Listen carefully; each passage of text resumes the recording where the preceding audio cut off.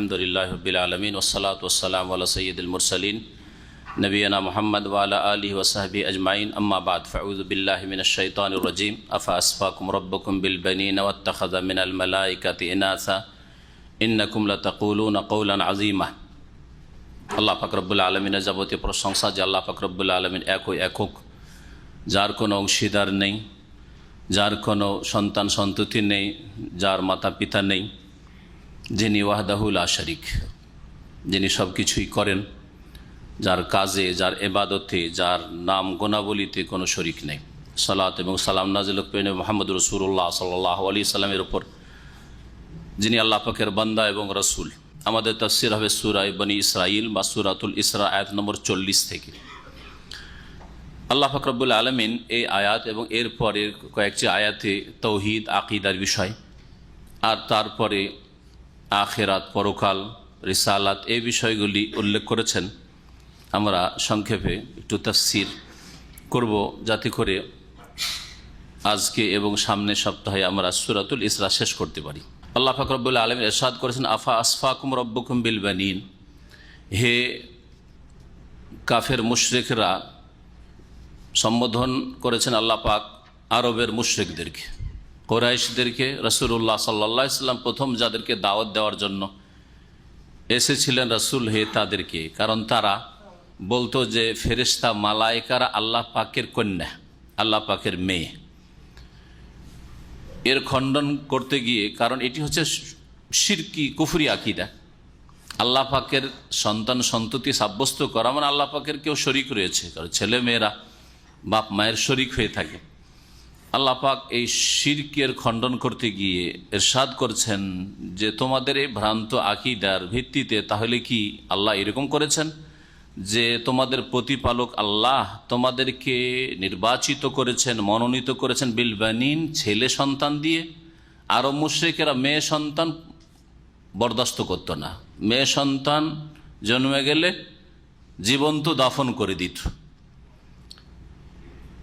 আল্লাহ পাক বলছেন যে তোমরা তো নিজেদের জন্য কন্যা সন্তান পছন্দ করো না, আর আল্লাহর জন্য কন্যা সাব্যস্ত করছো ফেরেশতাদেরকে। ওয়াত্তাখাযা মিনাল মালাইকাতি ইনাসা, আল্লাহ নিজেই গ্রহণ করেছেন মালাইকা ফেরেশতাদের মধ্য থেকে মেয়ে সন্তান। আল্লাহ মেয়ে নিয়েছেন, আর তোমাদেরকে যিনি দাতা আল্লাহ তিনি তোমাদেরকে ছেলে দিয়েছেন, মানে তোমরা আল্লাহর কাছে শুধু ছেলে সন্তান চাও। এটা কেমন ভাগ হইল? ইন্নাকুম লাতাকুলুনা কওলান আযীমা, তাহলে নিঃসন্দেহে তোমরা এ তো বড়ই অপরাধের কথা বলছো। কওলান আযীমা, বড় ভয়ানক কথা, বড় মারাত্মক কথা বলছো, চরম অপরাধের কথা বলছো। আল্লাহ পাক অন্য আয়াতে বলেছেন যে আলাকুমুজ যাকারু ওয়া লাহুল উনসা, তোমরা শুধু ছেলে সন্তান চাও, ওয়া লাহুল উনসা, আল্লাহর জন্য সাব্যস্ত করো মেয়ে সন্তান। তিলকা ইযান কিসমাতুন দীজা, এটাই যদি হয় তো এ তো বড়ই অন্যায় ভাগ বাটোয়ারা। কেমন ভাগযোগ যে ভাগ করে আল্লাহকে মেয়ে সন্তান দিয়ে দিয়েছো, সাব্যস্ত করেছো আল্লাহর জন্য ফেরেশতারা আল্লাহ পাকের মেয়ে কন্যা, আর তোমরা নিজেরা ছেলে সন্তান চাও। এক কথায় আল্লাহ পাকের শরীক নেই। আর শরীক হওয়ার একটা দিক হচ্ছে আল্লাহ পাকের ছেলে মেয়ে সন্তান সন্ততি হওয়া, লাম ইয়ালিদ ওয়া লাম ইউলাদ। সূরা ইখলাস আল্লাহ পাক এই তৌহিদের আকীদার শিক্ষা দিয়েছেন মানব জাতিকে। ওয়ালাকাদ সাররাফনা ফি হাযাল কুরআনি লিয়াযাক্কারু ওয়া মা ইয়াজিদুহুম ইল্লা নুফুরা। আল্লাহ পাক রব্বুল আলামিন এই আয়াতে বলছেন যে আমি মানব জাতির উদ্দেশ্যে কোরআনে কারিমে একবার নাই একটি বিষয়কে বিভিন্ন ভাষায় বিভিন্ন ভঙ্গিমায় পেশ করে থাকি।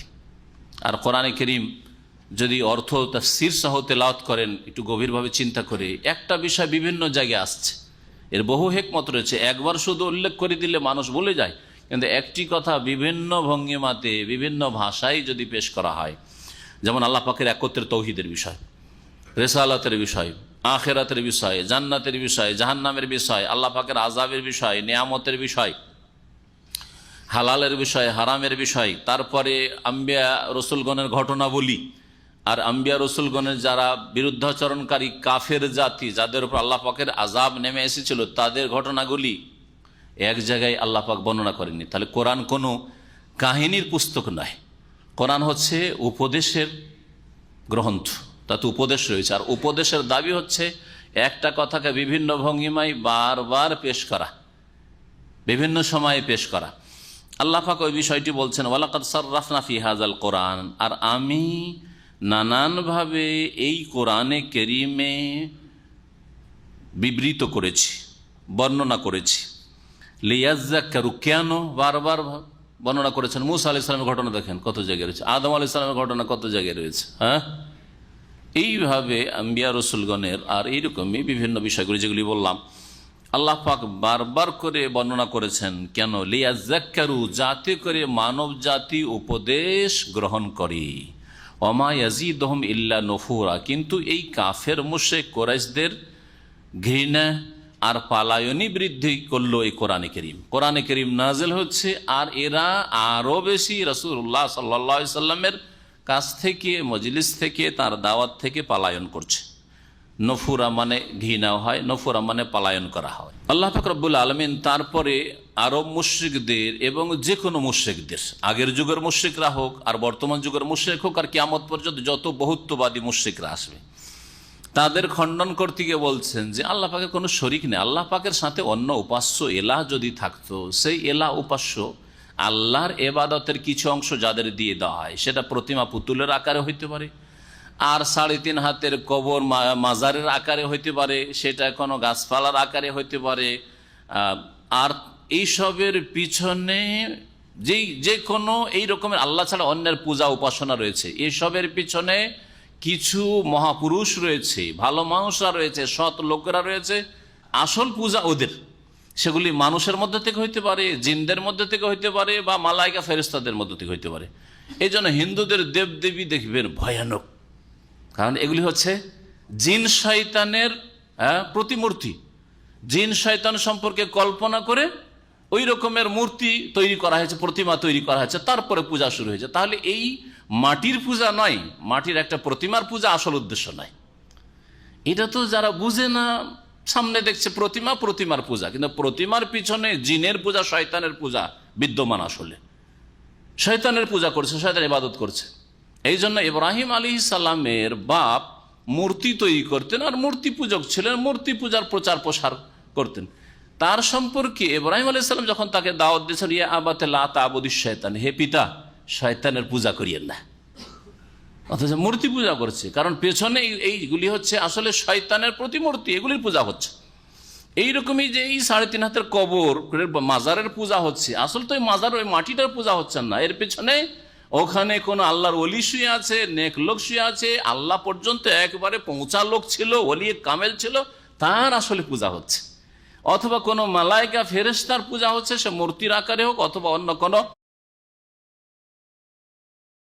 আস্তানার আকারে হোক। এইভাবেই যারা মহাপুরুষ মানুষের মধ্যে থেকে, বড় মানুষ, সৎ লোক, অথবা জিনদের মধ্যে থেকে যেরকম সৎ হোক আর অসৎ, অনেক সময় অসৎ লোকেরও পূজা শুরু হয়েছে। আল্লাহ পাক রব্বুল আলামিন বলছেন, কুল্লাউ কানা মাহু আলেহা, হে নবী তুমি জানিয়ে দাও মুশরিকদেরকে যে আল্লাহর সাথে যদি আরো উপাস্য হইতো, আলেহা এলাহর বহু বচন, কামা ইয়াকুলুন, যেমন এই কাফের মুশরিকরা বলে থাকে, বহুত্ববাদীরা বলে থাকে আল্লাহর সাথে আরো উপাস্য আছে। আল্লাহ পর্যন্ত পৌঁছার জন্য মুসলিমদের মধ্যেকার যারা মুশরিক শিরিককারী, তারা বলে থাকে এগুলি ওসিলা, এগুলিকে না ধরলে, ওলি আউলিয়া না ধরলে আল্লাহ পর্যন্ত পৌঁছা যাবে না, এরা হচ্ছে সিঁড়ি, এরা হচ্ছে এমপি মন্ত্রী, আমাকে প্রধানমন্ত্রী পর্যন্ত পৌঁছিতে হইলে আমাকে এইসব লাগবে, সোর্স লাগবে, এইসব ওসিলা বলে থাকে। আর ওরা বলে মাধ্যম। আর 1400 বছর আগে আরো মুশরিকরা তাই বলতো, মা না আবুদুহুম, এরা এগুলো তো আমরা পূজা করি না, এই সব লাত উজ্জা হোবাল মানাতের পূজা করছে না, এদের উপাসনা এই জন্য করছি ইল্লা লিয়ুকাররিবুনা ইলাল্লাহি যুলফা, এরা আল্লাহ পর্যন্ত পৌঁছার জন্য মাধ্যম হবে, আল্লাহর নিকটবর্তী আমাদেরকে করে দেবে। আমরা কাছে যেতে পারবো না যতক্ষণ এরা আল্লাহর কাছে আমাদেরকে পৌঁছে না দেবে। ওসিলা হিসাবে তারা পূজা করতো। আরো তারা বলতো ওয়াকুলুন হাওলাই শাফাউনা ইনদাল, এরা আল্লাহর কাছে সুপারিশ, আল্লাহর কাছে সুপারিশ কি করবে আমার জন্য? পীর ধরা এই জন্য, পীর পূজা এই জন্য, মাজার পূজা এই জন্য যে এরা সুপারিশ না করলে কি করে জান্নাত পাবো। শয়তান এই সব কথা, ভ্রান্ত কথা ঢুকিয়ে দিচ্ছে। অথচ একজনের নাজাতের ওসিলা মাধ্যম হচ্ছে তার ঈমান এবং নেক আমল। কোরআনে কত জায়গায় আল্লাহ পাক বলেছে, ইন্নাল্লাযীনা আমানু ওয়া আমিলুস সালিহাতি কানাত লাহুম জান্নাতুল ফিরদাউসি নুজুলা ওয়াল আসরি ইন্নাল ইনসানা লাফি খুসর ইল্লাল্লাযীনা আমানু ওয়া আমিলুস সালিহাত ওয়া তাওয়াসাউ বিল হক ওয়া তাওয়াসাউ বিস সবর ইন্নাল্লাযীনা আমানু ওয়া আমিলুস সালিহাতি সায়াজআলু লাহুমুর রহমানু উদ্দা। কত ভাষায় আল্লাহ পাক ঈমান নেক আমল, এইটাই হচ্ছে তোমার ওয়াসিলাই নাজাত, মুক্তির উপায়, এইটাই হচ্ছে তোমার সিঁড়ি আল্লাহ পর্যন্ত পৌঁছার, আল্লাহর নৈকট্য লাভের। কিন্তু ভ্রান্ত পথে পরিচালিত হয়েছে, শয়তানের বিভ্রান্তির শিকার হয়ে মুশরিকরা, বহুত্ববাদীরা। আল্লাহ পাক বলছেন যে হে নবী, তুমি এই মুশরিকদেরকে বলে দাও, লাউ কানা মাহু আলিহা, আল্লাহর সাথে যদি আরো উপাস্য হইতো, যে আরো কেউ আছে, দেবদেবী আছে, আর না হয় ওলি আউলিয়া আছে যাদের সিজদা করতে হবে, যাদের জন্য নজরানা পেশ করতে, যাদের জন্য খাসি মরু জবাই করতে হবে, যাদের জন্য ওরস লাগাইতে হবে, এগুলো যদি থাকে, কামা ইয়াকুলুন, যেমন এই মুশরিকরা বলে থাকে, ইযান লাবতাগাউ ইলা জিল আরশে সাবিলা, তাহলে এরা আরশওয়ালা, জিল আরশ, আরশের অধিপতির নিকটে তারা রাস্তা অন্বেষণ করত, রাস্তা তলাশ করত। কি অর্থ এর দুটো তাফসীর করা হয়েছে। একটি তাফসীর হচ্ছে আব্দুল্লাহ বিন আব্বাস রাদিয়াল্লাহু তাআলা আনহুমা আর প্রখ্যাত তাবি সাঈদ বিন জুবাইর রাহিমাহুল্লাহ, তারা বলছেন যে আল্লাহর সাথে যদি এই দেবদেবীগুলি অথবা ওলিয়া উলিয়া, গৌস, কুতুব আর আবদাল, এগুলি যদি আলেহা হয়, যে এদেরকেও সেজদা দিতে হবে, এদের জন্য জবাই করতে হবে, এদের আস্তানাতে হাজিরি দিতে হবে, এদের কাছে চাইলে আল্লাহর কাছ থেকে এরা নিয়ে দিবে, এই ক্ষমতা রাখে, আর এরা মারা যায় না, এইসব যদি আসলে থাকে, তাহলে এরাও আলেহা হলো। এরা যদি এলাহ, উপাস্য হয়, যে উপাসনা এবাদত এদেরকে দেওয়া যাবে, তাহলে এরা কি বসে থাকতো? এরা তাহলে কি করত? নিজের ক্ষমতা দেখিয়ে, যেমন এক শাসকের আর এক শাসকের সাথে দ্বন্দ্ব থাকে, স্বাভাবিক, কতদিন কম্প্রোমাইজ করে থাকে, আর তারপরে সবাই নিজের ভূমিকে বিস্তার করার চেষ্টা করে, নিজের ক্ষমতা বাড়াবার চেষ্টা করে। সুতরাং এরা কি করত? আরশের অধিপতি যিনি বারহাক সত্য মাবুদ আল্লাহ, তার পর্যন্ত প্রতিদ্বন্দ্বিতা করে পৌঁছার চেষ্টা করত, আর তাকে প্রতিহত করে, পরাজিত করে তারা বিজয় হওয়ার চেষ্টা করত, তারা। এটা হচ্ছে একটি তাফসীর। তার মানে লড়াই দেখা যেত, কোনো মানব জাতির ইতিহাসে কখনো দেখা যেত যে এই আলেহারা, লাত, উজ্জা, হোবাল, মানাত, অথবা দুর্গা, অথবা দরগাওয়ালারা, এই মাজারওয়ালারা, এরা যদি আল্লাহর সাথে শরীক হতো, তাহলে একদিন দ্বন্দ্ব করে এরা বিজয় লাভের চেষ্টা করত। কেন আরশে আল্লাহ বসে তখন আমরা আরশে বসবো, এই করতো। তাও তো দেখা যায় না। একটি তাফসীর সাহাবায়ে কেরামদের থেকে বর্ণিত। আর একটি তাফসীর হচ্ছে যে আল্লাহর সাথে যদি অন্য উপাস্য থাকতো, যেমন এই ভ্রান্ত পথের পথিক মুশরিকরা বলে থাকে, তাহলে এরাও সেই আল্লাহর নৈকট্য লাভের চেষ্টা করতো। লাবতাগাউ ইলা জিল আরশি সাবিলা, মানে আরশের অধিপতি পর্যন্ত তারা নৈকট্য লাভের জন্য রাস্তা তলাশ করত, যে আমরা কি করে আল্লাহর নৈকট্য লাভ করব। এই জন্য আল্লাহ পাক এই বিষয়টিকে এরপরেও বলেছেন যে তোমরা যাদের পূজা করছো, যাদেরকে ডাকছো, এরা নেক লোক ছিল, আর এরা ওইভাবে আল্লাহর নৈকট্য লাভের চেষ্টা করেছেন, যেমন তুমি ভাবছো যে আমি আল্লাহর নিকটবর্তী হব, বরং তোমার চাইতে বেশি আল্লাহর আযাবকে ভয় করতো, তোমার চাইতে বেশি আল্লাহর রহমতের আশাবাদী ছিল। তাহলে এই যাদেরকে উপাস্য বানিয়ে ফেলেছো, এরা যদি নেক লোক হয়, সৎ লোক, এরা যদি সৎ লোক হয়, যেমন মুসলিম উম্মতের মধ্যে যারা নেক লোক রয়েছেন, আম্বিয়া রসুলগণ সম্পর্কে আমরা নিশ্চিত যে আম্বিয়া রসুলগণ সকলের নেক। এখন কেউ যদি নবীর কবরের পূজা করে, তো নবী, আম্বিয়া, রসুলগণ আল্লাহর নিকটবর্তী হওয়ার জন্য সবচেয়ে বেশি প্রচেষ্টা চালিয়েছেন, মেহনত করেছেন, ইবাদত করেছেন, ঠিক না? এইরকমই জিলানী চিশতি, যাদের কবরকে তোমরা আস্তানা বানিয়ে ওই সমস্ত কিছু দিচ্ছ যা হিন্দুরা দেবদেবীকে, প্রতিমা পুতুলকে দিয়ে থাকে, তারা বলিদান করে, তোমরা ওরসে খাসি মরুক জবাই করছো, তারাও সেজদা করে, তোমরা সেজদা, তারাও ডাকে হরে রাম হরে কৃষ্ণ করে, তোমরা ইয়া গাউসুল আজম মাদদ, ইয়া গরিব নওয়াজ, হ্যাঁ দস্তগীর অমুক আর তমুক, এই শিরকি কথা, কুফরি কথা বলছে। একই রকম অবস্থা, ভাষার পার্থক্য শুধু। যদি এই হয়, তো তাদের অবস্থা দেখো যে তারাও তো আল্লাহর আযাবকে ভয় করতো, তারা আল্লাহর নৈকট্য লাভের চেষ্টা করতো। তা আল্লাহর সাথে এসব এলার কথা বলছো, এরা যদি ওইরকম এলা হইতো, তো আল্লাহর সামনে তারা অসহায়। সুতরাং এলা হইল তারা আল্লাহ পাকের নৈকট্য লাভের চেষ্টা করতো, হার মানতে বাধ্য, আল্লাহ পাকের কুদরতের সামনে তারা হার মানতে বাধ্য। আল্লাহ পাক তারপর বলছেন সুবহানাহু ওয়া তাআলা, আল্লাহ পাক সমস্ত দোষ ত্রুটি থেকে আর পার্টনারশিপ থেকে, কাউকে অংশীদার করা থেকে পাক পবিত্র। সুবহানাহু, আল্লাহ পাকের পবিত্রতা ঘোষণা করছি, তার কোনো শরিক নেই, শরিক হওয়া থেকে পাক পবিত্র। ওয়া তাআলা, এবং তিনি ঊর্ধ্বে, শরিক থেকে, পার্টনার থেকে অনেক ঊর্ধ্বে, তার কোনো শরিক নেই। আম্মা ইয়াকুলুনা উলুওয়ান কাবীরা, আর কাফের মুশরিকরা, বহুত্ববাদীরা যেসব কথা, শিরকি কুফরি কথা বলে থাকে, তা থেকে অনেক ঊর্ধ্বে আল্লাহ পাক রব্বুল, উলুওয়ান কাবীরা, অনেক ঊর্ধ্বে আল্লাহ পাক রব্বুল আলামিন। তুসাব্বিহু লাহুস সামাওয়াতুস সাবউ ওয়াল আরদু ওয়া মান ফিহিন, সাত আকাশ এবং জমিন, অমান ফিহিন, আর যা কিছু এর ভিতরে রয়েছে, আসমানে জমিনে, সব কিছুই কি করে? তাসবিহ করে আল্লাহ পাক। তুসাব্বিহু লাহু, আল্লাহ পাকের গুণগান করে, পবিত্রতা ঘোষণা করে। ওয়াইন মিন শাইইন ইল্লা ইউসাব্বিহু বিহামদিহি, আর এমন কিছু নেই, ইন এখানে নায়ের অর্থে, ইনের দুটো অর্থ, একটা হচ্ছে যদি, কিন্তু ইল্লার পূর্বে আসলে ইন মানে না হয়, নায়ের অর্থ হয়।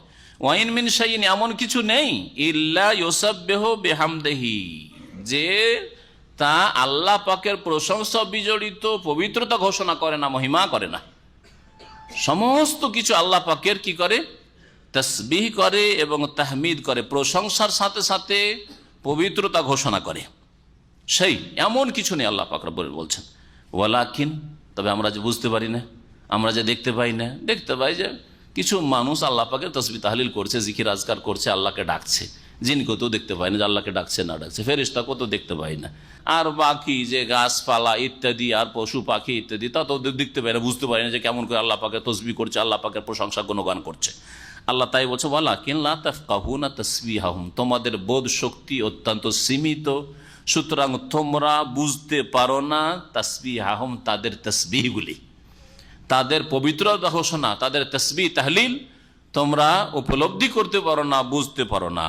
ইন্নাহু কানা হালিমান গাফুরা, নিঃসন্দেহে তিনি বড়ই সহনশীল। হালিম মানে যিনি অত্যন্ত সহনশীল, যিনি ধৈর্য ধারণ করেন, বরদাস্ত করেন। আল্লাহকে কত কষ্ট দেয়, আল্লাহর বিরুদ্ধে কত বলছে, আল্লাহকে কত গালি দিচ্ছে, আল্লাহ পাকের বিধানের বিরুদ্ধে কত অন্যায় কথা বলছে, তারপর আল্লাহ পাক সাথে সাথে পাকড়াও করতে কোন তাতে ধ্বংস হয়ে যাবে, কিন্তু আল্লাহ পাক ধ্বংস করেন না, তারপরে ছাড় দিয়েছেন। আল্লাহ পাক হালিম, আল্লাহ পাক সবুর, গফুরা, এবং তিনি বড়ই মার্জনাকারী। সুতরাং বড় বড় অপরাধ করার পরেও যদি আল্লাহর কাছে তওবা করে ফিরে আসে, আল্লাহ পাক তওবার প্রশস্ত দরজা খোলা রেখেছেন। আল্লাহ পাকের যেই তসবিহ হয়ে থাকে, এই তসবিহ সম্পর্কে একটি কথা বলবো, সেটা হচ্ছে যে আল্লাহ পাকের তসবিহ সমস্ত সৃষ্টি করে, বুঝেন আর নাই বুঝেন, সমস্ত সৃষ্টি করে। তসবিহ করা দুই পদ্ধতিতে হয়ে থাকে, একটা হচ্ছে লেসানুল মাকাল, আর একটা হচ্ছে লেসানুল হাল।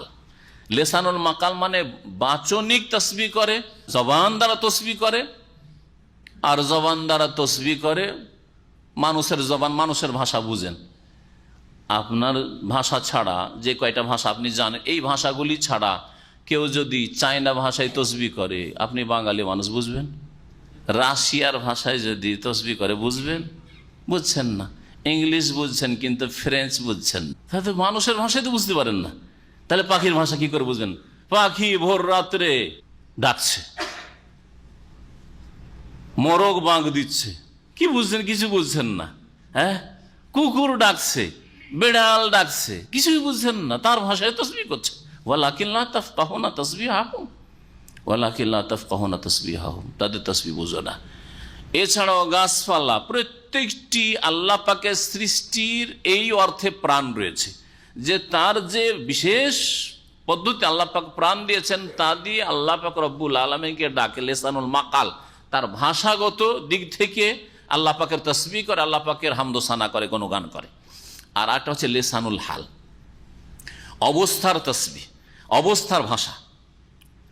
আমরা যেমন আমাদের ভাষায় বলি, কোন একটা মানুষ কিছু বলেন, আপনার সামনে এসছে, লেবার একটা এসছে, তোমার অবস্থা বলছে যে তুমি খারাপ লোক, বলি না আমরা?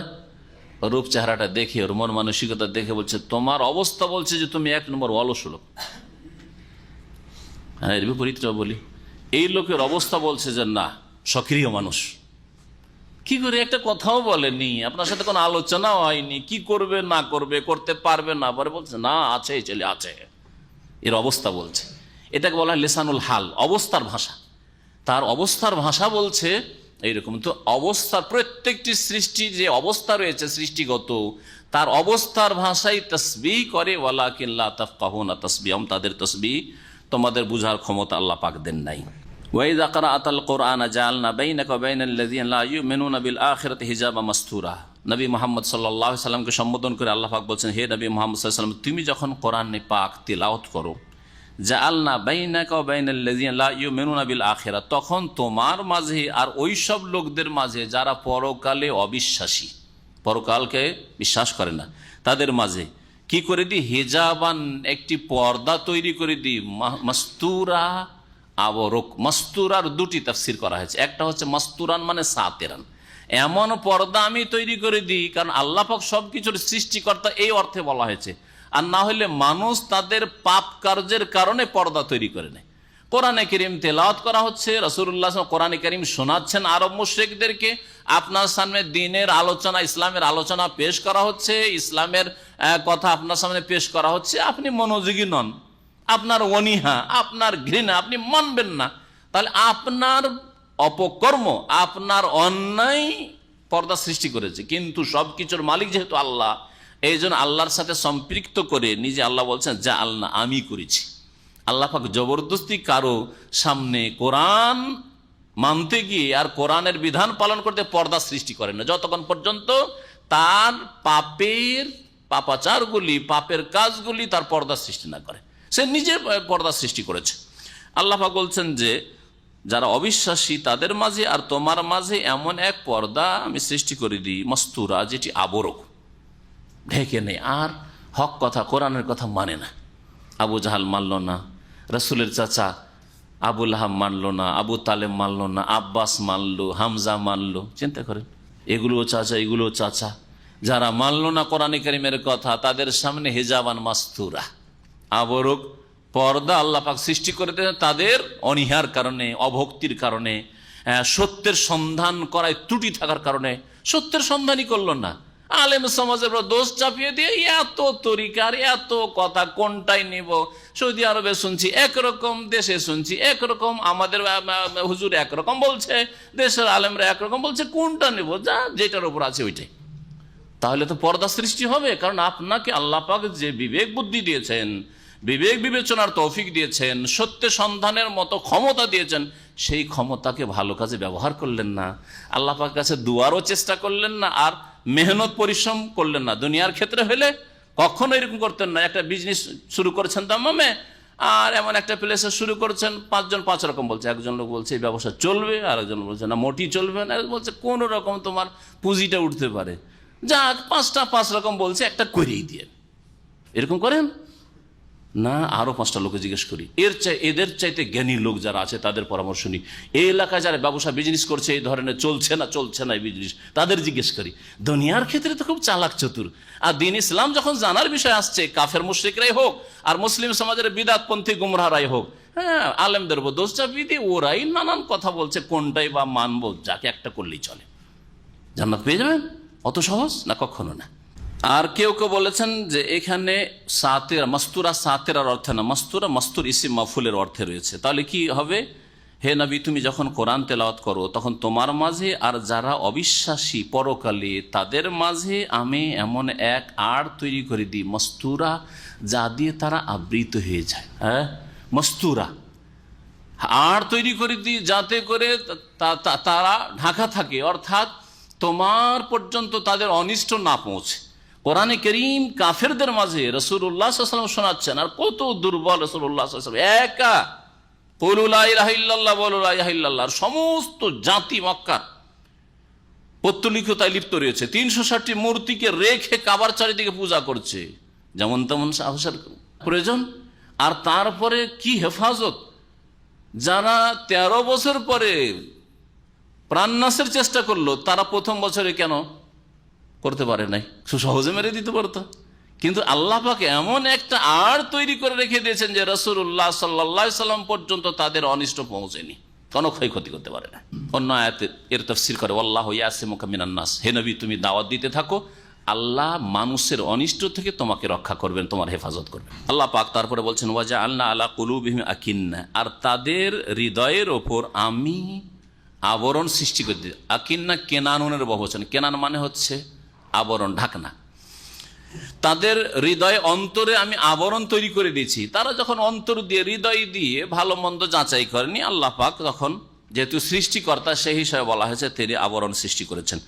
আইয়াফতাহুহু, যে তারা যেন না বুঝে, বুঝার চেষ্টা করলো না, আবরণ সৃষ্টি হয়ে গেল, বুঝতে পারল না। ওয়াফি আযানিহিম ওয়াকরুন, এবং তাদের কানের ওপর, শ্রবণ শক্তির ওপর আমি এক বোঝা চাপ। ওয়াকর মানে শাব্দিক অর্থ হচ্ছে বোঝা, মানে আমি তাদের বধিরতা দান করেছি, বধিরতা দিয়ে দিচ্ছি। কান শুনেও শোনে না, শোনার পরে যেন বধির ব্যক্তি শোনে না, ওই রকমই শুনেও কোনো কাজে আসলো না, শুনেও কোনো কাজে আসলো না। একে আল্লাহ পাক বলেছেন যখন তাদের শ্রবণ শক্তিকে ভালো কাজে লাগালো না, তাদের অন্তরকে ভালো কাজে লাগালো না, বোঝার চেষ্টা করলেন, আল্লাহ পাক রব্বুল আলামিন এগুলির উপর পর্দা, আবরণ সৃষ্টি করে দিয়েছেন। ওয়াইদা যাকারতা রাব্বাকা ফিল কোরআনে ওয়াহদাহু, আর হে নবী যখন তোমার প্রতিপালকের কথা শুধু, অহদাহু প্রতিপালকের একত্বের কথা, অহদাহু লা শারীক, আল্লাহ একক, আল্লাহর একত্বের কথা যখন কোরআনে কারিমে তুমি আলোচনা করো, কোরআনের আয়াত পড়ে শোনাও তাওহীদের কথা, ওয়াল্লাহু আলা আদবারিহিম নুফুরা, তখন এই কাফের মুশরিকরা তাদের পৃষ্ঠদেশ ফিরিয়ে দিয়ে ঘৃণার সাথে পলায়ন করে, উল্টো দিকে ঘুরে পালাতে শুরু করে, শুনতে চাই না। অথচ রাসূলুল্লাহ সাল্লাল্লাহু আলাইহি সাল্লাম আল্লাহ পাকের কথা বলছেন, এক আল্লাহর কথা বলছেন, এক আল্লাহর কথা শুনতে চায় না। আর আল্লাহ পাকের অসহায় সৃষ্টি মূর্তি, প্রতিমা, পুতুলের কথা বললে খুব খুশি। ওয়াইদা যুকিরাল্লাযীনা মিন দুনিহি ইযা হুম ইস্তাবশিরুন, আল্লাহ বলছেন এই কাফের মুশরিকদের বদ স্বভাব হচ্ছে যে আল্লাহ ছাড়া অন্যের কথা বলো খুব খুশি। আর এই চরিত্র যত মুশরিক পৃথিবীর আছে সকলের, যারা প্রতিমা পুতুলের পূজারী, তাদের সামনে দেবদেবীর গুণগান বয়ান করেন, অমুক দেবী সরস্বতী দেবী বিদ্যা দিতে পারে, আমার ছেলেকে উদ্ধার করে দিচ্ছে, আমার ছেলেকে ডাক্তারি, তাই না? আর মুসলিম সমাজের যারা মুশরিক, আমার ছেলে হইতো না, মেয়ে হইতো না, 15 বছর 20 বছর হয়ে গেছে, আর গেলাম খাজা বাবার দরবারে, তারপরের বছরে ওরা অনেক কিছু দিতে পারে, আর খুশির শেষ না, সুবহানাল্লাহ সুবহানাল্লাহ শেষ নাই। শিরকের কথা বললে কত যে খুশি, শেরুন। আর যদি বলে আল্লাহ পাক ছাড়া কেউ দিতে পারে না, মনটা কালো হয়ে যায়, চেহারাটা একেবারে মলিন হয়ে যায়। কি রে আল্লাহ আল্লাহ করছে, ওলিয়া উলিয়ার ক্ষমতায় সব ছিনিয়ে নিচ্ছে, ওলিয়া উলিয়া দিতে পারে। আরে ওলিয়া উলিয়া মানে দাতা না, ওলিয়া উলিয়া মানে তারা ইবাদত বন্দেগী করেছেন, আল্লাহর খাস বন্ধু হয়েছেন, আপনার জন্য আপনার সামনে রাস্তা খোলা আছে, আপনিও বেশি ইবাদত বন্দেগী করেন আর আল্লাহ পাকের খাস বান্দা আর খাস বন্ধু হওয়ার চেষ্টা করেন, এই রাস্তা খোলা আছে আপনার সামনে, আমার সামনে, সকলের সামনে। ওলি মানে তো দাতা হয় না, ওলি মানে আল্লাহ পাকের দোস্ত বন্ধু হয়, খাস বান্দা হয়। আল্লাহ পাক রব্বুল আলামিন যেন বুঝার তৌফিক দান করেন। মুশরিকদের বদ স্বভাব আমাদের দেশের কিচ্ছা কাহিনীর বইগুলি, পীরের জীবনী যদি পড়েন, আর যদি 5 ঘন্টার ওয়াজ, আর তাতে শুধু ওলি আউলিয়ার ক্ষমতা, গাইবী ক্ষমতা, এই জাহাজ উদ্ধার করলো, এই উদ্ধার করলো, সেই উদ্ধার করলো, হাজিদেরকে বাঁচিয়ে নিল, আর কাবা ঘরের কুকুর তাড়িয়ে দিল, আগুন লেগে গেছিল আগুন নিমিয়ে দিল, এই সব যদি বলে সুবহানাল্লাহ সুবহানাল্লাহ, না মন্ত্র তো সুবহানাল্লাহ, কিন্তু আল্লাহর প্রশংসা নাই, ওলি আউলিয়ার প্রশংসা, ওরাই সব কিছু দিতে পারে। কার রোগ ভালো করে দিল, কার ছেলে দিয়ে দিল, কার বালা মুসিবত দূর করে দিল, কার মনের কামনা বাসনা পূরণ করে দিল। আর আল্লাহ দাতা, আল্লাহ পাক দেন যদি বলেন তো কত যে আপনার ওপর উপাধি লাগবে। রে ওয়াহাবি, আল্লাহ ছাড়া ওলিয়া উলিয়া কিচ্ছু বলে না, কিচ্ছু মানে নাও, হ্যাঁ, আর কত যে মিথ্যা কথা বলা শুরু করবে। আল্লাহ পাক রব্বুল আলামিন বলছেন যে ওয়াইদা যাকারতা রাব্বাকা ফিল কোরআনে ওয়াহদা, হে নবী মুহাম্মদ সাল্লাল্লাহু আলাইহি ওয়াসাল্লাম, তোমার রবের একত্বের কথা কোরআনে কারিমে তুমি যদি আলোচনা করো, উল্লেখ করো, ওয়াল্লাহু আলা আদবারিহিম নুফুরা, তাহলে এই কাফের মুশরিকদের বদস্বভাব হচ্ছে যে তারা পিঠ ফিরিয়ে পালায়ন করে ঘৃণা ভরে। নাহনু আ'লামু বিমা ইয়াসতামিউনা বিহি ইয ইয়াসতামিউনা ইলাইক, আল্লাহ পাক বলছেন আমি বেশি জানি, বিমা ইয়াসতামিউনা বিহি, যে কি উদ্দেশ্য নিয়ে তারা শুনছে, কি শুনছে তারা, ইয ইয়াসতামিউনা ইলাইক, যখন তোমার কথা শুনতে আসে। কাফের মুশরিকেরা রাসূলুল্লাহ সাল্লাল্লাহু আলাইহি ওয়াসাল্লাম যখন কোনো দিনই আলোচনা করতেন, দিনের কথা বলছেন অথবা কোরআনে কারীম পাঠ করছেন, শুনতে আসতো কেউ কেউ, কিন্তু গরজ মানা নয়, গরজ মনোযোগ দিয়ে বুঝা উপলব্ধি করা নয়, কি উদ্দেশ্যে আসছে আমি জানছি। আল্লাহ বলছেন ওয়াইজ হুম নাজওয়া, আর যখন তারা গোপনে আলাপ করে, গোপন আলাপ করে, এক কাফের আর কাফের সাথে, এক নেতা আর এক নেতার সাথে, আবু জাহাল, উতবা, শাইবা, রাবিয়ার সাথে ওয়াইযহুম নাজওয়া, পরস্পর গোপন আলোচনায় যখন লিপ্ত হয়, তাও জানি কি আলোচনা করছে, ষড়যন্ত্র করছে। ইয ইয়াকুলু যালিমুন, আর এই জালেমরা ওই যখন বলতো ইন তাত্তাবিউনা ইল্লা রাজুলাম মাসহুরা, এ মুহাম্মদের কথা যদি শোনো, মুহাম্মদের কথা যদি মানো, ওই যে কোরআন কোরআন বলছে এইসব কথা যদি মানো, তাহলে এ তো জাদুগ্রস্ত মানুষ ছাড়া আর কিছু নয় গো। জাদুগ্রস্ত লোকের কথা শুনবে। কখনো মাসহুর মানে জাদুগ্রস্ত, আর কখন আবার সাহের জাদুকর, এটা পরস্পর বিপরীত কথা নয়। যে জাদু করে আবার জাদুগ্রস্ত কি করে হয়? সাহেরও সেই একই জন, আবার মাসহুরও সেই, সে আবার মজনুন পাগলও, সে আবার কাহেন গণকও, সে আবার কি শায়ের, আবার কবিও, কত নাম। যারা মুশরিক প্রকৃতির লোক, যারা বাতিলপন্থী, তারা ভালো মানুষদের বিভিন্ন খারাপ নাম দিয়ে হেয় প্রতিপন্ন করতে চায়, আর সমাজের লোকদেরকে বিভ্রান্ত করতে চায়, সত্য থেকে দূরে সরাতে চায়। এটা হচ্ছে বাতিলপন্থী লক্ষণ, বাতিলপন্থী লক্ষণ। কখনো এইটা বলবে, কখনো এইটা বলবে। আপনার অন্তরে কোন কথা ঢুকিয়ে দিতে পারলে ঘৃণা ছড়াইতে পারে। কোরআন হাদিসের কথা আলোচনা হচ্ছে, সুতরাং ওকে বিভিন্ন নাম দাও, এমন এমন নাম দাও যেটা ঘৃণা, জাতীয়তা উঠিয়ে নিয়ে আসো, আর না হইলে আর কিছু উঠিয়ে নিয়ে আসো, এমন কিছু যে ওই দলের সমর্থক, ওই দল করে, ওই দল করে, যাতে করে লোকেরা ওর কাছ থেকে সরে যায়। এটা হচ্ছে উদ্দেশ্য। আজকাল এইরকম ষড়যন্ত্র বিদআতপন্থীরা করছে। আল্লাহ পাক রব্বুল আলামিন বলছেন যে অনজুর কাইফা দারাবু লাকাল আমসাল, হে নবী তুমি একটু চিন্তা করে দেখো, কাইফা দারাবু লাকাল আমসাল, তোমার জন্য কি কি ধরনের তারা উপমা পেশ করছে। একবার বলছে জাদুগ্রস্ত, একবার বলছে জাদুকর, একবার বলছে কাহিন, একবার বলছে মজনুন, একবার বলছে শায়ের। কেমন কথা! ফদল্লু, সুতরাং এরা পথভ্রষ্ট হয়েছে। ফালা ইয়াস্তাতিউনা সাবিলা, কখনো সঠিক রাস্তা পাবে না, সঠিক রাস্তা পেতে সক্ষম হবে না। ওয়াকালু, এই কাফের মুশরিকেরা আল্লাহর তৌহিদ একত্বকে অস্বীকার করত, আর পরকালকে অস্বীকার করত। পুনরুত্থান, উঠতে হবে মাটি থেকে, সরে গলে পচে গিয়ে আবার আল্লাহ পাক যে উঠাবেন, উঠতে হবে, এই কথাও বিশ্বাস করতো না। দাবিদার ছিল ইব্রাহিমের ধর্ম মানি, ইব্রাহিমের ধর্মে আখিরাতের প্রতি ঈমান ছিল না। কিন্তু এই কাফের মুশরিকদের সামনে এমন বাতিলের আবরণ পড়ে গেছিল যে আখিরাত সম্পর্কে কোনো তাদের ধারণা ছিল না, যার ফলে তারা অবিশ্বাস করতো। মরে গেলাম শেষ, আবার কি আছে, এইরকম কথা বলতো এই কুরাইশরা। আল্লাহ পাক বলছেন ওয়াকালু, এই কাফের মুশরিকরা বলে আইজা কুন্না ইজামা ওয়া রুফাতা, যখন আমরা নাকি হাড় হাড্ডিতে পরিণত হব, আজমরের বহু বচন এজাম, ও রোফাতান, আর চূর্ণ বিচূর্ণ হয়ে যাব, মাটিতে মিশে যাব। আইন্না লামাবউসুনা খালকান জাদীদা, তারপরেও কি আমাদেরকে পুনরুত্থিত করা হবে নতুন সৃষ্টি রূপে, আবার নতুন করে মানুষ করে তৈরি করা হবে, আর আবার আল্লাহর সামনে হাজির হইতে হবে। এসব কথা মোহাম্মদ বলছে, কি ফালতু কথা, অবাস্তব কথা। এইভাবে তারা অস্বীকার করত পরকালকে। আল্লাহ পাক রব্বুল বলছেন কুল, হে নবী তাদেরকে জানিয়ে দাও, 3.5 হাতের মানুষকে পুনরুত্থান করায় এটা কোনো মুশকিল?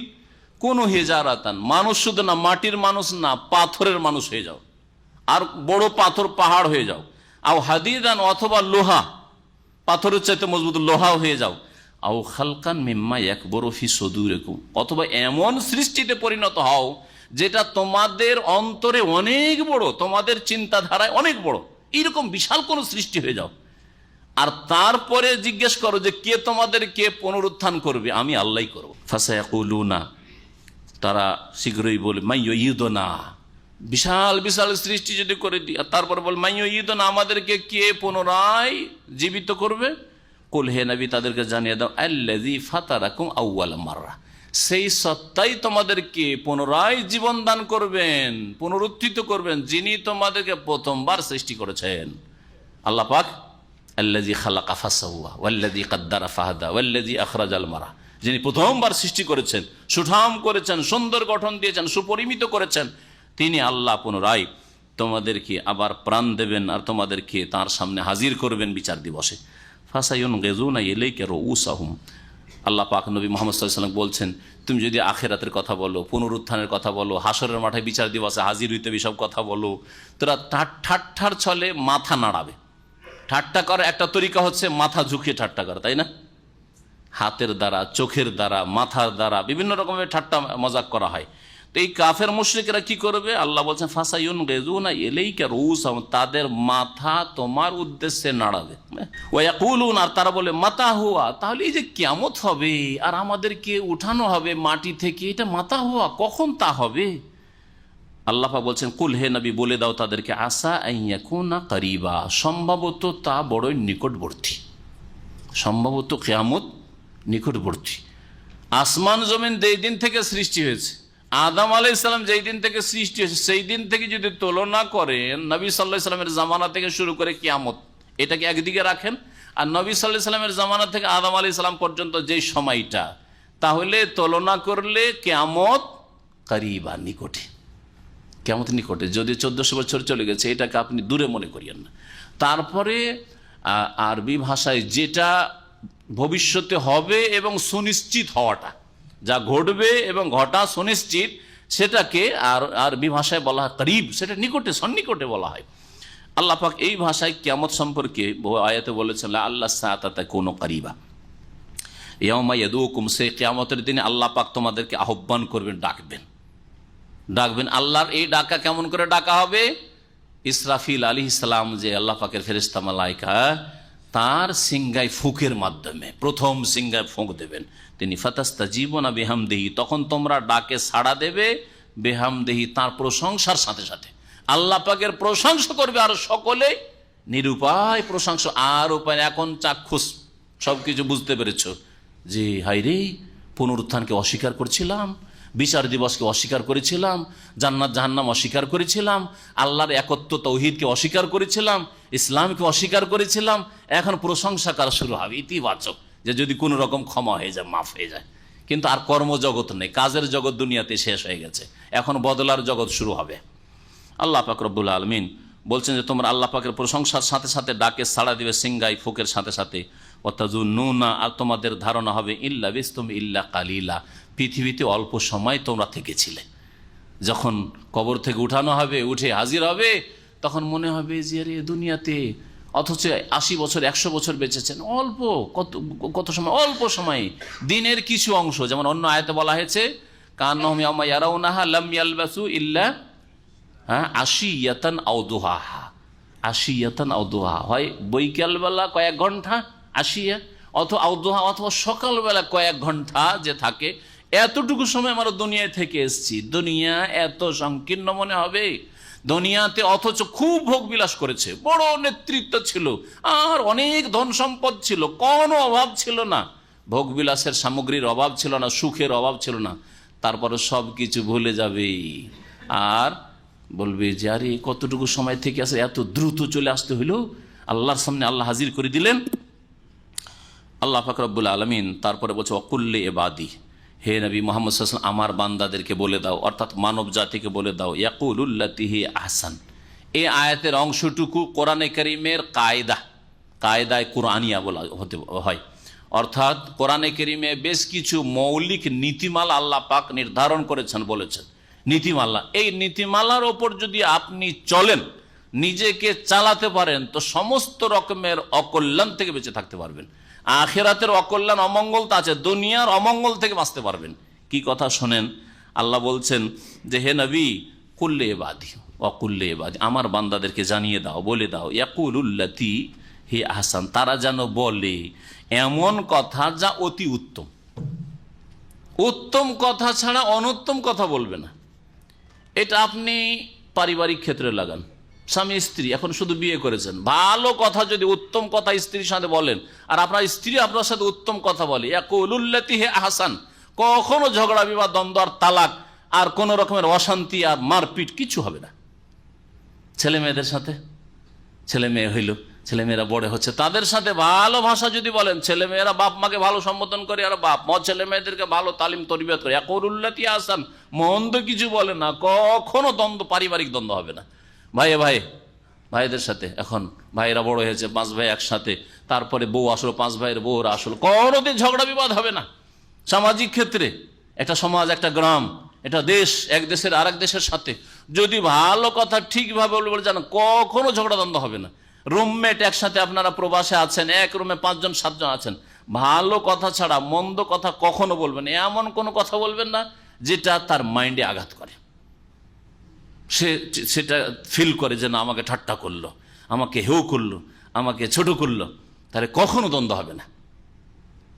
আপনার অধীনে যদি একটা ক্লিনার ও টি বয়ও থাকে, আর যদি তাকে খারাপ ভাষায় বলেন, ঘৃণা ছড়াবে না? ছড়াবে না। হয়তো সে বাধ্য নিরুপায় আপনাকে চা পানি এনে দিয়ে দিবে, সব কিছুই করে দিচ্ছে, ক্লিনও করে দিচ্ছে, কিন্তু তার অন্তরে ঘৃণা ভরা আছে। একটু আপনার যদি ক্ষতি করতে পারে তো ক্ষতি করতে ছাড়বে না।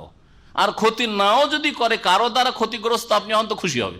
রাস্তায় দুর্ঘটনা, অ্যাক্সিডেন্ট, গাড়ি অ্যাক্সিডেন্ট হয়েছে, ক্লিনার খুশি, ভালো হয়েছে, বসের, বলবে না? বলবে না? হ্যাঁ, মনে মনে তো বলবে, প্রকাশ না করে মন বলছে তার। সুবহানাল্লাহ। বিশেষ করে দাম্পত্য জীবনে যদি আপনি ইয়াকুলুল্লাতি আহসান এই কায়দার উপর আমল করেন, কখনো অশান্তি ঘটবে না। অনেক মূর্খ লোকেরা রয়েছে, বাসর রাতে প্রথম বিবিকে আনার পরে সারা রাত শুধু জিজ্ঞাসাবাদ, মনে হচ্ছে সিআইডি তদন্তে লেগে গেছে। সারা জীবনে তার স্ত্রী কার সাথে প্রেম করেছে, কার সাথে লেখাপড়া করেছে, কার সাথে স্কুল কলেজ ইউনিভার্সিটিতে গেছে, কার সাথে আসতো, কি করতো না করতো। আরে ভাই, তো বিয়ে কেন করেছো তুমি? বিয়ে কেন করেছো? অতীত ভুলে যান, এখন এখান থেকে নতুন পাতা শুরু করেন আপনি। আর অতীতের খোঁজ খবর নেওয়া শুরু করবেন বেকুফের মতো। বহু ঘটনা আমাদের কাছে আসেই। প্রথম রাতে চমকে গেছে স্ত্রী, না এর সাথে বাস করা যাবে না। আরে বাপরে, আমার সিআইডি তদন্ত শুরু করে দিয়েছে, আজকে থেকে তদন্ত। আর তারপরে কি শয়তানি, অনেক লোক এইরকম ধোকা দিয়েছে স্ত্রীকে, যে তোমার হাতে হাত দিয়ে বলছি, শপথ করে বলছি, তুমি বলে দাও সত্য কথা, কিছু হয়েছে নাকি? কিছুই করব না, তোমাকে কিছুই বলবো না, আর কিছুই করব না। আর তারপরে ফতুয়া জিজ্ঞেস, আমাকে ফতুয়া জিজ্ঞেস করছে যে এইরকম ভাবে স্ত্রী আমার স্বীকার করে নিয়েছে যে কারোর সাথে প্রেম ছিল, আর তার কুকাজ, নাউজুবিল্লাহ, কুকাজ হয়েছে, স্বীকার করে নিয়েছে। এখন যে আমার অন্তরে ঘৃণা আমি রাখতে পারছি না, অন্তরকে মানিয়ে নিতে পারছি না যে রাখবো। কেন জিজ্ঞেস করলেন আপনি এগুলি কথা? এত সিআইডি তদন্ত কেন শুরু করলেন আপনি? এই জন্যই বালা মুসিবত, মানসিক অশান্তি আপনার উপর এসেছে। বিয়ে করেছেন, আসল হচ্ছে যে সে সতী, আসল হচ্ছে সতী। তার আগে দেখে শুনে বিয়ে করেন, বেহাবে পর্দা ঘরে বিয়ে করেছেন, আর তারপরে এসে বাসর রাত আপনি সিআইডি তদন্ত শুরু করে দিবেন। কলেজে মাস্টার ডিগ্রি করেছে, তারপরে বিয়ে করছেন আপনি, আর সে 25 বছর বয়সে মহিলা আপনার ঘরে আসছে, আর আপনি তারপরে তার তদন্ত শুরু করে দিবেন। হ্যাঁ, এটা হবে? অশান্তি নিজে আপনি নিয়েছেন। ইয়াকুলুল্লাতি আহসান, ইতিবাচক কথা বলেন, ভালো কথা বলেন, তাকওয়া আসুক, পরহেজগারি আসুক, নামাজ আসুক, আল্লাহর ভয় আসুক, আগামী জীবনটা তার সুন্দর হোক, আর আপনিও সুখে থাকেন, সেও সুখে থাক, এইরকম করেন। আর যদি অশান্তির কথা বললেন, এইরকমই অনেক সময় বংশ তুলে গাল দেওয়া। স্ত্রী কিছু বলছেন না, কিন্তু স্ত্রীর সামনে ওর ভাইকে গাল দিচ্ছেন, ওর বোনকে গাল দিচ্ছেন, ওর মাকে গাল দিচ্ছেন, ওর বাপকে গাল দিচ্ছেন। আপনার বাড়িতে থাকছে, আপনার অধীনে, সে যেন কিছু বলতে পারছে না, কিন্তু অন্তরে শত্রুতা, শত্রুতা না হলে ঘৃণা, যে কোন জালেম স্বামী আমার মাকে গাল দেয়, আমার বাপকে গাল দেয়, আমার ভাইকে গাল দেয়, কখনো বরদাস্ত করবে না। কথা লম্বা হয়ে যাচ্ছে, কিন্তু আমি এগুলিতে মানুষের হেদায়েত রয়েছে, শুধু তর্জমা করে দিলে আয়াতটা বুঝতেন না। ইয়াকুলুল্লাতি আহসান, ভালো কথা বলবেন, যে এই ভালো কথাই সুসম্পর্ক গড়ে ওঠে। আপনি সাথীদের সাথে আছেন আর রহস্য করছেন, বেশি মজাক করা ভালো না।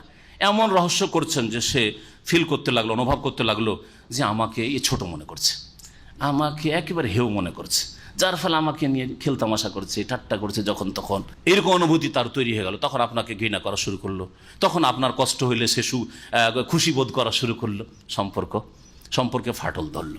আল্লাহ পাক যেন এই বিষয়গুলি বুঝার তৌফিক দান করেন।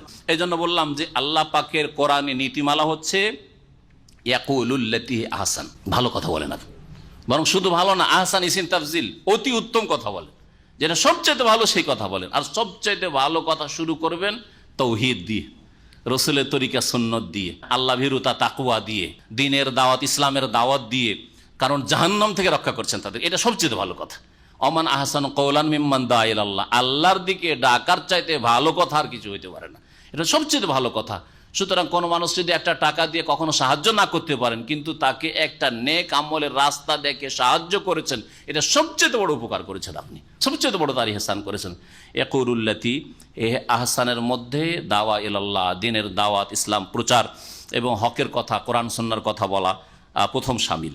আল্লাহ পাক বলছেন ইন্নাশ শাইতানা ইয়ানজাগু বাইনাহুম, কারণ শয়তান মানুষের মাঝে উস্কানি দিয়ে থাকে।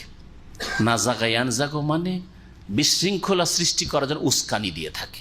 এখন আপনি ভালো কথা না বলে এমন কথা বলেন যাতে আঘাত হচ্ছে, অথবা সে অনুভব করছে আমাকে ছোট মনে করলো, আমাকে হেয় মনে করলো, আমাকে তুচ্ছ মনে করলো, তাহলে শয়তান সুযোগ নেবে, তখন তোমাদের সম্পর্কে ফাটল ধরাবে। আল্লাহ পাক বলছেন শয়তান সবসময় কিন্তু সুযোগ নেয়, উস্কানি দিয়ে থাকে।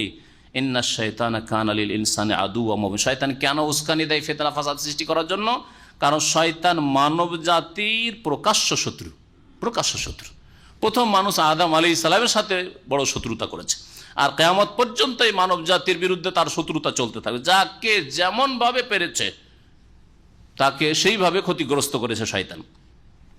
আল্লাহ পাক রব্বুল তার বলছে রব্বুকুম আ'লামু বিকুম ইয়াশা ইয়ারহামকুম, তোমাদের প্রতিপালক সবচেয়ে বেশি জানেন তোমাদের সম্পর্কে। ইয়াশা ইয়ারহামকুম, যদি আল্লাহ চান তোমাদের উপর দয়া করবেন। আও ইয়াশা ইউআযিবকুম, আল্লাহ যদি চান তোমাদেরকে শাস্তি দেবেন। ওমা আরসালনাকা আলাইহিম ওয়াকিলা, হে নবী মুহাম্মদ সাল্লাল্লাহু আলাইহি ওয়াসাল্লাম, তোমাকে তাদের ওপর কর্তৃত্ব দিয়ে পাঠাইনি, তাদের ওপর তোমাকে কর্মবিধায়ক করে দায়িত্বশীল করে পাঠাইনি, দারোগা করে পাহারাদার করে পাঠাইনি যে তুমি জবরদস্তি কিছু করবে।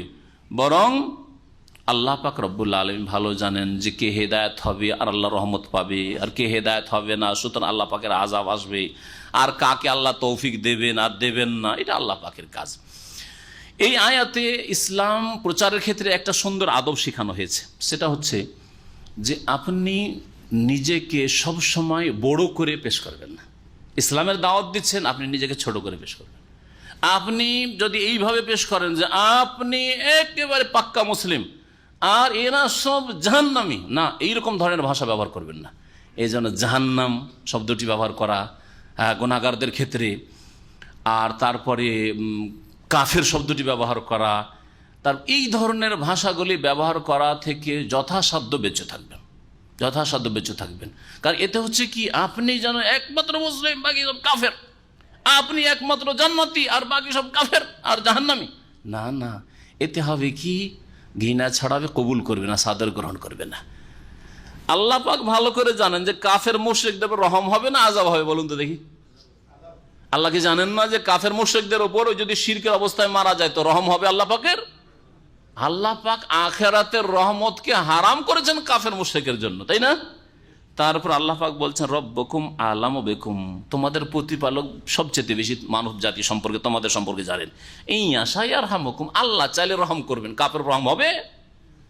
তো আল্লাহর রহম করার তরিকা হচ্ছে, আল্লাহ রহম করা হচ্ছে আল্লাহ হিদায়াতের তৌফিক দেবেন, নেক আমলের তৌফিক দিবেন, শিরক বিদআত থেকে তওবা করার তৌফিক দেবেন, ফরজ ওয়াজিবাত আদায় করার তৌফিক দিবেন, আল্লাহ পাকের রহমত হবে। তাহলে আপনি ছাড় দিয়ে যেন বলছেন, কাফেরকেও সম্বোধন করতে বলছেন আল্লাহ ভালো জানেন কার উপরে রহম হবে। হইতে পারে আপনার উপর আল্লাহর রহমত হবে, হইতে পারে আপনার আল্লাহর রহমত হবে, হ্যাঁ হইতে পারে। যে একটা কাফের যাকে আপনি ইসলামের দাওয়াত দিচ্ছেন, একটা কবর পূজারী যাকে ইসলামের তাওহীদের দাওয়াত দিচ্ছেন, একটা বিদআতি যাকে সুন্নতের দাওয়াত দিচ্ছেন, একটা বেনামাজি যাকে নামাজের দাওয়াত দিচ্ছেন, ওই লোকটির নামাজ ধরে নিল, তওবা করে নিল, শিরক ছেড়ে দিল, বিদআত ছেড়ে দিল, দিন ইসলাম সাদরে গ্রহণ করলো, কোরআন সুন্নাহ গ্রহণ করলো, আর নেক হয়ে দুনিয়া থেকে বিদায় নিল। আর হইতে পারে আপনার মতো হতভাগা, আল্লাহ না করে আমাদের কাউকে হতভাগা করে, যে হতভাগা যেই লোকটি দাওয়াত দিচ্ছিল 2-4-10 দিন পরে, 2-4-10 বছর পরে সে গুমরাহ হয়ে গেল। হতে পারে নাকি? আত্মহত্যা করলো, হতে পারে না? নেক আমল করার পর আত্মহত্যা করলো, আরো কত কি হইলো, পাপে লিপ্ত হয়ে গেল। অনেক লোককে দেখা গেছে যৌবনকালে কখনো ব্যভিচারে লিপ্ত হয়নি, আর 50-60 বছর বয়সে গিয়ে ব্যভিচারে লিপ্ত। আরে ভাগ্য খারাপ না? তো হইতে পারে যে যাদেরকে নেক আমলের দাওয়াত দিয়েছেন ওরা হেদায়েত হয়েছে, আল্লাহর রহমত পেয়েছে, রহম করেছেন, আর তোমার মতো হতভাগা যে মানুষকে দিনের দাওয়াত দিয়েছে তুমি গুমরাহ হয়ে গেছো। আল্লাহ পাক রব্বুল আলামিন বলছেন আও ইয়াশা ইউআযিবকুম, হতে পারে আল্লাহ পাক আযাব দেবেন, আল্লাহর ইচ্ছা। এবং আল্লাহ পাক রব্বুল, হে নবী, তোমাকে মানুষের উপর দায়িত্বশীল করে আল্লাহ পাঠান নাই। ও রব্বুকা আ'লামু বিমান ফিস সামাওয়াতি ওয়াল আরদ, আল্লাহ পাক রব্বুল আলামিন সবচেয়ে বেশি জানেন ওই সমস্ত সম্পর্কে, ওই সমস্ত মানুষ, জিন এবং ফেরেশতা সম্পর্কে যারা আকাশে রয়েছে, ওয়াল আরজি, আর যারা জমিনে রয়েছে। ওয়ালাকাদ ফাদ্দালনা বাযান নবিয়িনা আলা বায, আর নিঃসন্দেহে আমি কতক নবী রসুলকে শ্রেষ্ঠত্ব দান করেছি, মর্যাদা দিয়েছি, আলা বায, কতক রসুলের ওপর। আল্লাহ পাক এক রসুলকে আর এক রসুলের ওপর ফজিলত, শ্রেষ্ঠত্ব দান করেছেন, এটা আল্লাহ পাকের নীতিমালা। আল্লাহ পাক সকল নবী রসুলকে সমান করেননি, আর এক একজনকে এক এক রকমের বৈশিষ্ট্য দিয়েছেন, হয়তো অন্যকে তা দেননি। ও আতাইনা দাউদা জাবুরা, আর উদাহরণস্বরূপ আমি দাউদ আলাইহিস সালামকে জাবুর দিয়েছি, যে জাবুরে ছিল সুন্দর সুন্দর উপদেশের কিতাব এই জাবুর ছিল। আর তাওরাতে ছিল হুকুম আহকাম, বিধিবিধান। তার এক এক কিতাবের এক এক বৈশিষ্ট্য, এক এক রসুলের এক এক বৈশিষ্ট্য। দাউদ আলাইহিস সালামকে অত্যন্ত সুন্দর মধুর সুর দিয়েছিলেন, সুন্দর কণ্ঠ তার ছিল। মানুষ তো শুনতো পশু পাখি চলে আসতো শোনার জন্য। তাহলে চিন্তা করেন, আল্লাহ পাক দাউদ আলাইহিস সালামকে বৈশিষ্ট্য দিয়েছেন, আবার মূসা আলাইহিস সালামকে বৈশিষ্ট্য দিয়েছেন। আল্লাহ পাক কথা বলেছেন তার সাথে, কাল্লাম আল্লাহ মূসা তাকলিমা। ঈসা আলাইহিস সালামকে আল্লাহ পাক বৈশিষ্ট্য দিয়েছেন যে মৃতদেরকে জীবিত করতেন, বেইজনিল্লাহ বলতেন আল্লাহর হুকুমে। আর পীরেরা বলে বেইজনি আমার হুকুমে উঠতে হবে। তাহলে পীর তো ঈসার থেকে বড় হয়ে গেল, ঠিক কিনা? হ্যাঁ, কোন পীরের তরিকা আছে জানেন কি? জানেন? হক্কানি, দেশি হক্কানি তরিকার কিতাবে আছে। জি হ্যাঁ, ভেদে মারেফাত ইয়াদে খোদাই। হ্যাঁ, হক্কানি তরিকা। কোন তরিকা? চরমনাই তরিকাতে আছে। ঈসা আলাইহিস সালাম বেইজনিল্লাহ দিয়ে উঠালেন, আর চরমনায়ের এক পীর বলছে কুম বেইজনি আমার হুকুমে উঠো, মরাকে জিন্দা করে দিল। আরে মোহাম্মদ রাসূলুল্লাহ সাল্লাল্লাহু আলাইহি ওয়াসাল্লাম করতে পারলেন না? না আবু বকর, উমর, উসমান, আলী পারলেন না? তোমাদের ইমাম সাহেব ইমাম আজম আবু হানিফাই পারলেন? আছে না? শাফি না মালিক আহমদ না ইমাম বুখারী করলেন এসব কাজ? আর এই ভণ্ডরা কুম বেইজনি আমার হুকুমে উঠতে হবে, নিজেই খোদা হয়ে বসে আছে। আর হবে না কেন? এরা তো খোদাতে আল্লাহতে বিলীন হয়ে যায়, লয় হয়ে যায়। হ্যাঁ, যিনি আল্লাহ তিনি ওই পীর হয়ে যান। আল্লাহর পীরে কোনো পার্থক্য থাকে না। আর আনাল হক বলা শুরু করে, এটার নাম ইসলাম, এটার নাম তাদের কাছে ইসলাম। এই ইসলাম ভারত থেকে জগা খিচড়ি হয়ে গেছে, এটা মদিনার ইসলাম নয়। ভালো করে শুনে, এটা মদিনার ইসলাম না। আল্লাহ পাক রব্বুল আলামিন বলছেন যে আমি এক রসুলকে, এক নবীকে আর এক নবীর ওপর ফজিলত দান করেছি। আর সমস্ত নবীদেরকে আল্লাহ পাক যা দিয়েছেন এগুলির সবগুলির কিছু না কিছু রাসূলুল্লাহ সাল্লাল্লাহু আলাইহি ওয়াসাল্লামের মধ্যে মওজুদ রয়েছে। এই জন্য সবচেয়ে শ্রেষ্ঠ রসুল মুহাম্মদ রাসূলুল্লাহ সাল্লাল্লাহু আলাইহি ওয়াসাল্লাম। আল্লাহ পাক রব্বুল আলামিন এই আয়াত নাযিল করেছিলেন যখন কাফের মুশরিকেরা মক্কার বলল যে আল্লাহ যদি নবী পাঠাবেন আর রসুল পাঠাবেন, তা আবার ইয়েতিম ছেলেকে কেন? গরিবের ঘরে, ইয়েতিমের ঘরে। তায়েফের নেতারা ছিল, মক্কার নেতারা ছিল, নেতা যারা পয়সাওয়ালা, যাদের দাপট রয়েছে সমাজে, তাদেরকে নবী বানাইতেন। আল্লাহ পাক বলছে এ ফজিলত দাও আল্লাহ পাকের কাজ। কাকে আল্লাহ পাক মর্যাদা দান করবেন না দেবেন, এটা আল্লাহ পাকের কাজ, এটা তোমাদের কাজ নাই। আল্লাহ পাক তারপরে বলছেন কুলিদুল্লাযিনা জামতুম মিন দুনিহি, হে নবী বলে দাও উদউল্লাযিনা জামতুম মিন দুনিহি, আল্লাহ ছাড়া অন্য উপাস্য সম্পর্কে তোমাদের যে ধারণা যে তারা তোমাদের উপাস্য, তোমাদের দিতে পারে, রোগ ভালো করতে পারে, বালা মুসিবত দূর করতে পারে, সে প্রতিমা পুতুল হোক যেমন মুশরিকদের পত্তলিকদের রয়েছে, অথবা কবর মাজার হোক যেমন মুসলিম সমাজের শিরককারীদের রয়েছে। উদউল্লাযিনা জামতুম মিন দুনি, আল্লাহ ছাড়া যাদের সম্পর্কে তোমাদের ধারণা যে এরা তোমাদের আলেহা উপাস্য, ওদেরকে ডাকো দেখি, ওদেরকে আহ্বান করো, ডাকো তো দেখি। ফালা ইয়ামলিকুনা কাশফাদ দুররি আনকুম, আল্লাহ ঘোষণা করছেন যে শুনে রাখো, এরা তোমাদের অনিষ্ট, বিপদ, দুঃখ দূর করতে পারে না। তোমাদের রোগ বা বালা মুসিবত, বিপদ আপদ দূর করতে পারে না, দূর করার মালিক নয়। ওয়ালা তাহবিলা, আর তা ফিরাতেও পারে না। একজনের রোগ আর একজন পর্যন্ত ফিরিয়ে দিবে, এক এলাকার রোগকে আর এক এলাকায় ফিরিয়ে দিবে, এই ক্ষমতাও তারা রাখে না। এই সমস্ত আল্লাহ পাকের কাজ, এই হচ্ছে তৌহিদ। কিন্তু যারা শিরকি আকীদা রাখে, তাদের ধারণা যে মাজারে গেলে রোগ ভালো হয়, মাজারে গেলে বালা মুসিবত দূর হয়, মাজারে গেলে মনস্কামনা পূরণ হয়, খাসি মুরগ জবাই করলে এই হাসিল হয়, নজরানা পেশ করলে এই হাসিল হয়, এগুলি শিরকি কথা, কোরআনের বহু আয়াত বিরোধী কথা। আল্লাহ পাক বলছেন উলাইকাল্লাযিনা ইয়াদুন, ওই সব লোকেরা যাদেরকে এরা আহ্বান করে, যাদেরকে ডাকছো। কেউ হরে রাম হরে কৃষ্ণ করে ডাকছো, আর কেউ লাত উজ্জা হোবাল বলে ডাকছো, ওলো হোবাল এই বলে ডাকছো। যেমন ওহুদের যুদ্ধে কাফের মুশরিকরা এই স্লোগান দিয়েছিল। আর কেউ বলছে ইয়া গৌসুল আজম, হ্যাঁ বড় পীরকে গৌসুল আজম, আর যে চিশতিকে গরিব নওয়াজ, গরিবের দাতা বলে ডাকছো। আল্লাহ বলছেন যে যাদেরকে তোমরা ডাকছো ইয়াবতাগুনা ইলা রাব্বিহিমিল ওয়াসিলা, এরাই তো তাদের প্রতিপালক পর্যন্ত নৈকট্য তলাশ করে। ভালো করে শোনো, ওয়াসিলা মানে আল কুরবা। ওসিলা মানে কি? আরবিতে আল কুরবা, নৈকট্য। আল্লাহর নৈকট্য তারাই তো সন্ধান করে। নবী রসুল থেকে শুরু করেন, জিলানি চিশতির আগে আম্বিয়া রসুলগণ, তারাও আল্লাহর নৈকট্য তলাশের জন্য ঈমান আমলকে সুন্দর করেছেন। তাহাজ্জুদ পড়তে পড়তে মোহাম্মদ রাসূলুল্লাহ সাল্লাল্লাহু আলাইহি ওয়াসাল্লাম পা ফুলিয়ে দিয়েছেন, পা ফেটে গেছে। এই কথাগুলি হাদিসে নেই। কি কিসের জন্য?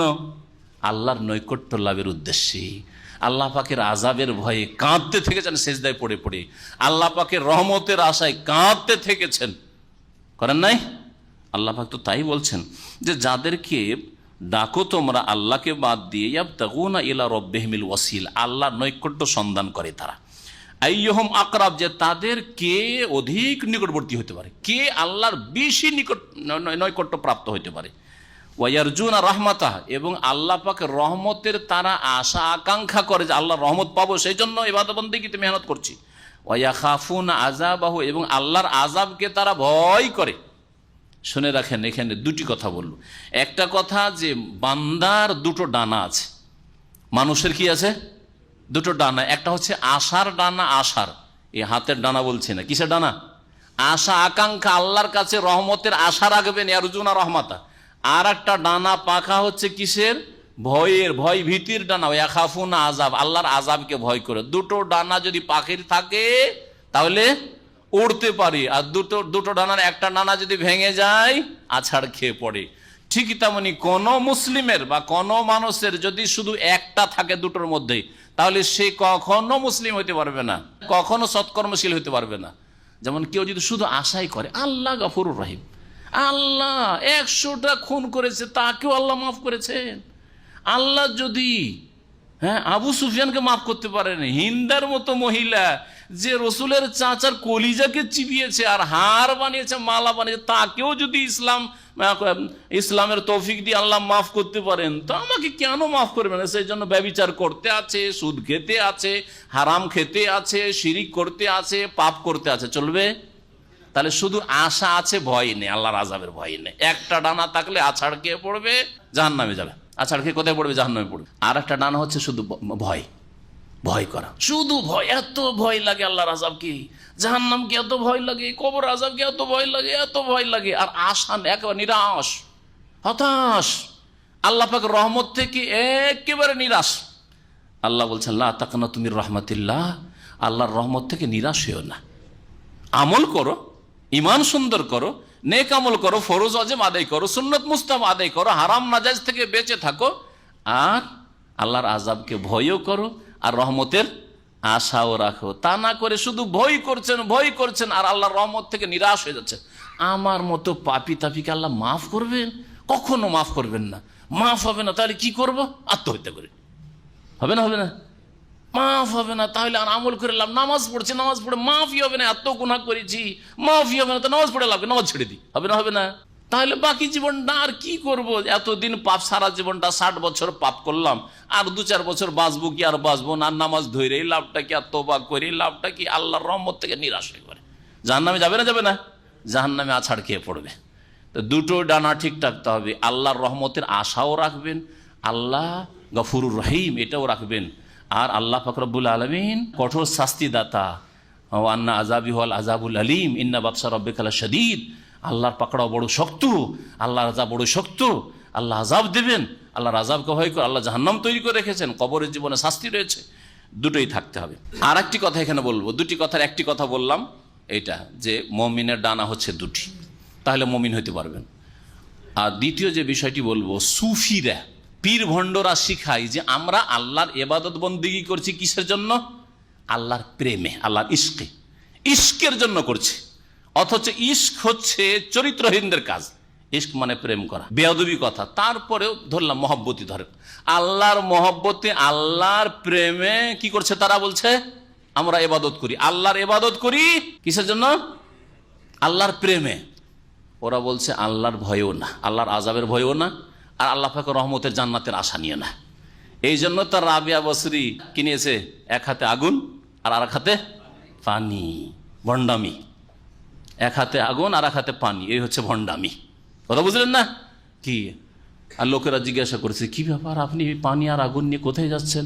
বলছে আমি যাচ্ছি, আমি আজকে যারা জান্নাতের আশায় ইবাদত বন্দি করে, নামাজ রোজা করে, তাদের জান্নাতকে আমার এই আগুন দিয়ে কি করব? পুড়িয়ে ছারখার করে দেব।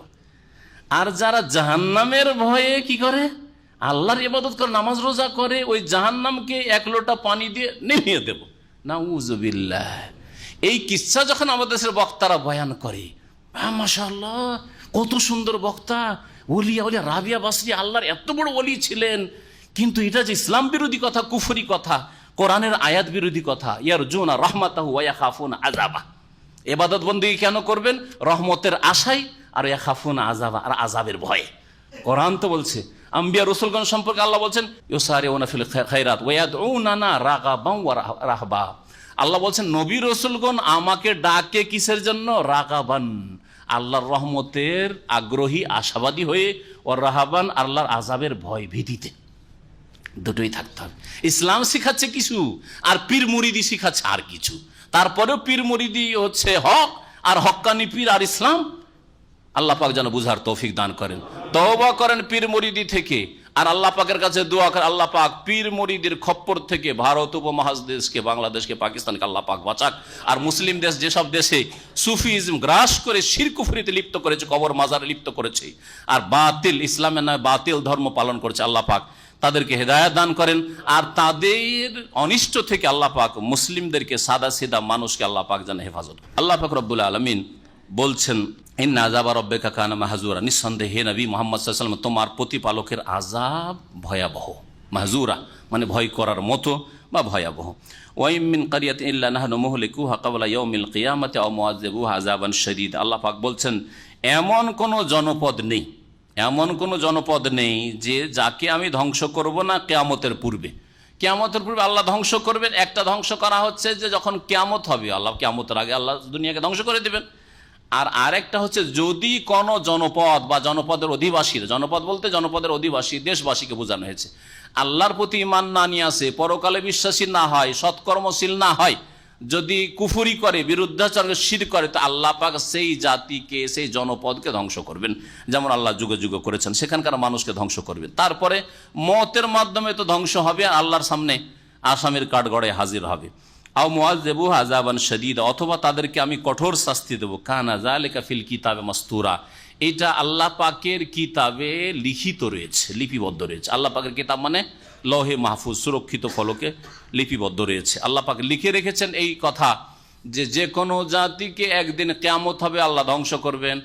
আর যদি অপরাধ করে আল্লাহ পাক সেই জাতিকে কঠোর শাস্তি দেবেন, অথবা মৃত্যু মুখে পতিত হবে, আর তারপর আল্লাহর সামনে জবাবদেহি করতে হবে। ওমা মানাআনা নুরসিলা বিল আয়াতি ইল্লা আন কাযযাবা বিহাল আউয়ালুনা ওয়া আতাইনা সামুদান নাকাতা মুবসিরাতান ফাযালামু বিহা। আল্লাহ পাক রব্বুল আলামিন ইরশাদ করছেন এখানে এই আয়াতে মুজিজা সম্পর্কে। নবী করিম সাল্লাল্লাহু আলাইহি ওয়াসাল্লামের কাছে আরব মুশরিকরা, মক্কার কুরাইশরা বলল, হে মুহাম্মদ তুমি যে নবী হয়ে এসেছো, তো সাফা পাহাড়কে আমাদের জন্য স্বর্ণ করে দাও, আমরা ধনী হয়ে যাবো, রাতারাতি বড় লোক হয়ে যাবো, গোটা সাফা পাহাড় স্বর্ণ করে দাও।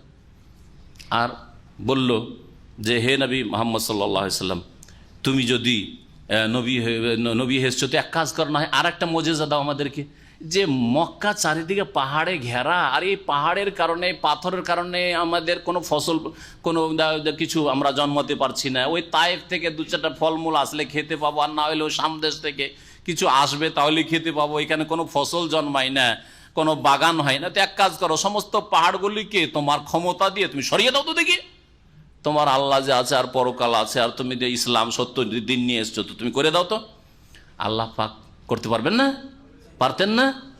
আল্লাহ ওর জবাব বলছেন, এই কাফের মুশরিকেরা যে এই মুজিজা চেয়েছিল, এই দুটো মুজিজা বিশেষ করে, এর জবাবে আল্লাহ বলছেন দেখো মুজিজা আসেনি মানে আল্লাহ রহম করেছেন তোমাদের উপর।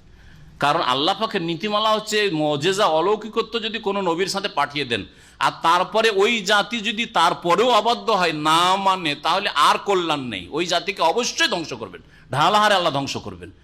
আর এই কুরাইশদেরকে, আরব মুশরিকদেরকে আল্লাহ ঢালাহারে ধ্বংস করতে চান না, সেই জন্য সাফাকে স্বর্ণে পরিণত করলেন না, আর এই পাহাড়গুলিকে সরিয়ে দিয়ে এই সব ফসলের জমি বানিয়ে দিলেন না।